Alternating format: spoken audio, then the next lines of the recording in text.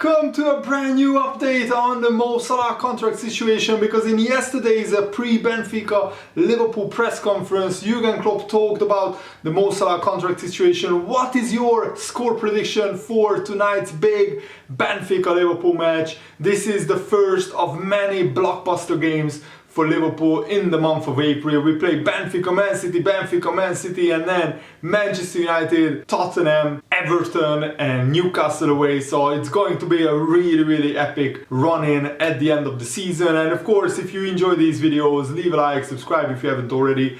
And Jurgen Klopp seemed pretty relaxed and pretty happy about Mo Salah's contract situation. The reports came in yesterday that Salah would compromise on his demands of a huge 450 or 500,000 pound per week salary, and also his agent Rami Abbas has recently been pictured at some kind of a party or gathering with the Liverpool legend Ian Rush, which only can mean good news as well.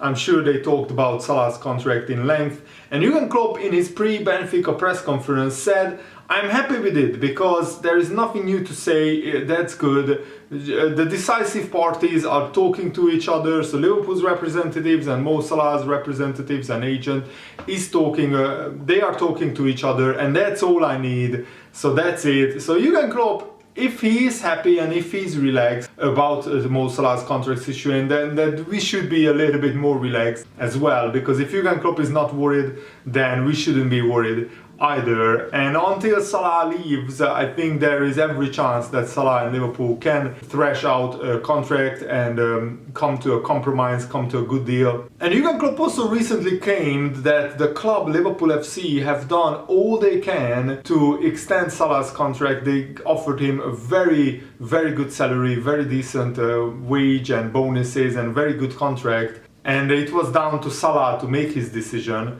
But Salah also said previously that it is down to Liverpool that he extends his contract or not. So it's a very interesting situation. And even though Mo Salah has slowed down in his goal scoring a little bit, he only has 1 goal in his last 6 games, Jurgen Klopp has still been impressed with Salah. He said Salah might not have scored from open play against Watford, maybe a penalty here and there in the last few games, but it's not too important. For me, the performance level is important. The threat is for other teams, how Salah brings opposing players together the moments he gets the ball. 2 or 3 players are going for him, and that creates space for others. In these moments, he could decide sometimes in a better way, no doubt about that, such as pass the ball quicker maybe, all these kind of things. But it's a tough period for Mo Salah and for Sadio with the Africa Cup of Nations and then the games, and coming back, being immediately available for us again. That was really special. It's completely normal in a season to have ups and downs. They aren't big changes for these boys, but it's still there. We see Salah every day in training, see him playing obviously. There's nothing to worry about. Apart from that, we have to manage the physical part as well. Of course, these players will not come to me and ask for a break, so I have to give them a break at a specific moment. Hopefully together we use that little break and go again. And it was evident that, for example, Mane got a break against Watford. He only came on as a substitute.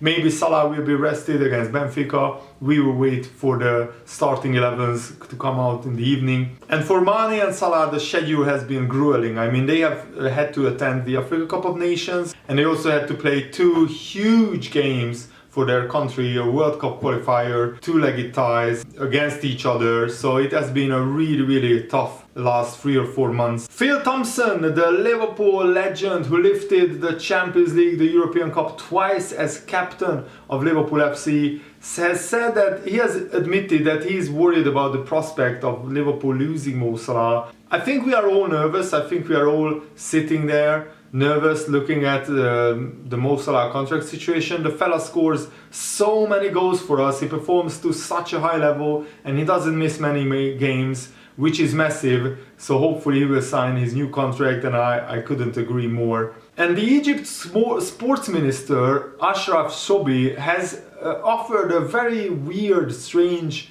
advice to Mo Salah, and also he talked about his contract situation.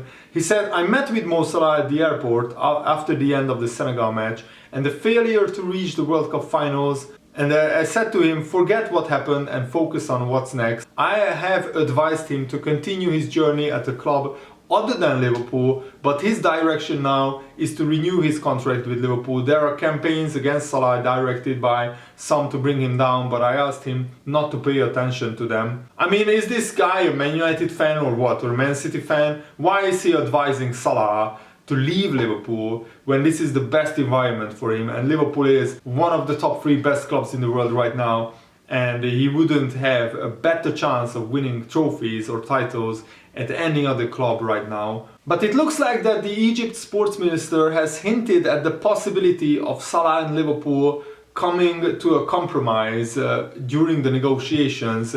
It would be highly welcome to Jurgen Klopp, his teammates and our global fan base who have adored Salah for the last 4 or 5 years. And the way that Salah takes care of his body, the way he's handling himself on and off the pitch, the immaculate model professional he is, with the superb levels of strength training, conditioning, there is certainly every indication that our top scorer Salah can maintain his high level of performance well into his 30s, and he can still perform at a very high level until like he's 34, 35 years old. So there is, I think, a very little risk in Liverpool giving Salah a new contract, but there is a huge risk of losing Salah and trying to replace a £100 million player who is one of the best players in the world. That's almost impossible. And Jurgen Klopp also said some very encouraging injury updates, that Liverpool have a full squad available. Curtis had a little bit of swelling, it disappeared then overnight, so he is not fine.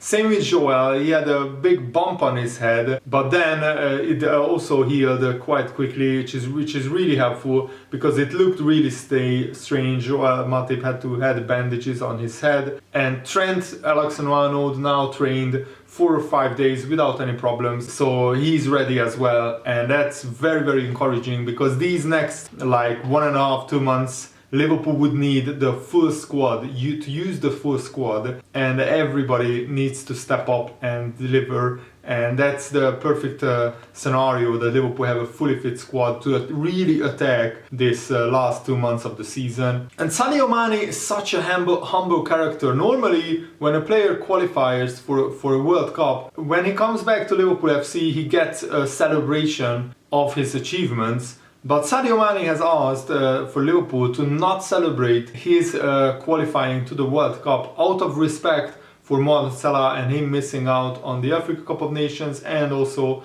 on qualifying for the World Cup, because it hurts Salah very deeply. And Sadio Mane said that he was just luckier than Salah to win 2 penalty shootouts against Egypt.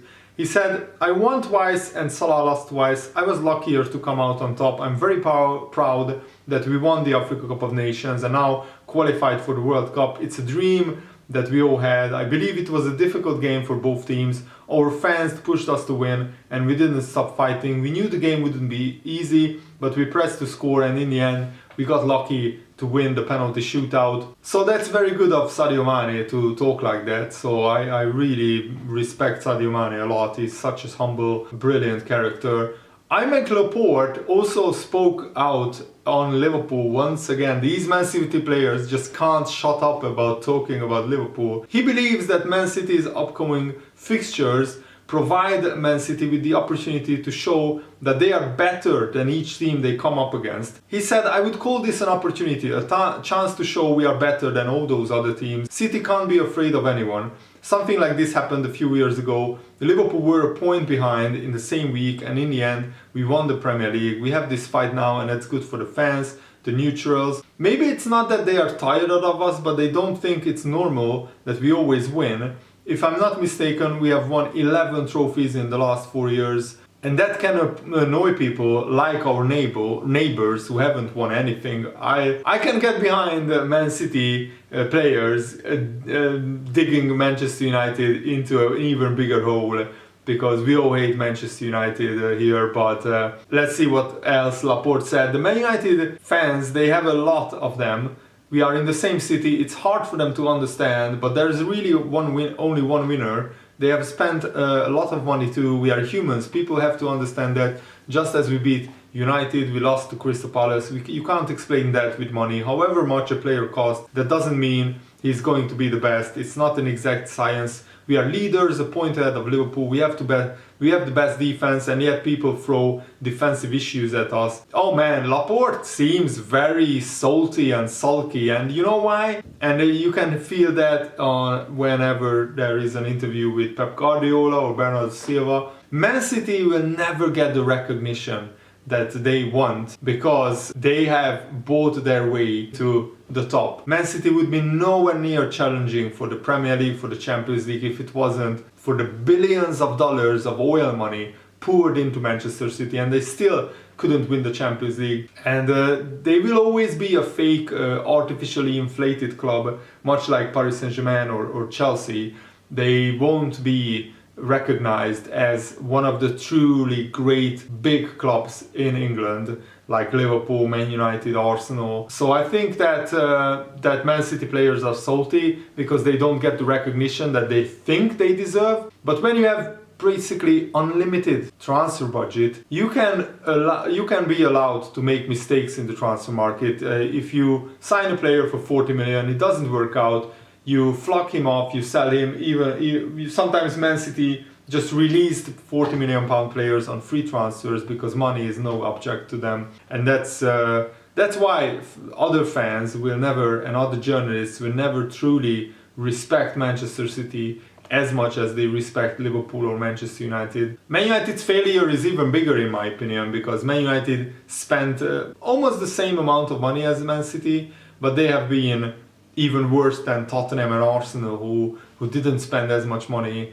and who don't have as many world-class players on paper. So credit to Guardiola and Man City, don't get me wrong, they are a great side. Guardiola has worked a brilliant job there, but Guardiola would never manage a club like Liverpool, who have very restricted finances, and he always landed himself into jobs where he inherited a world-class squad, capable of instantly challenging for the title.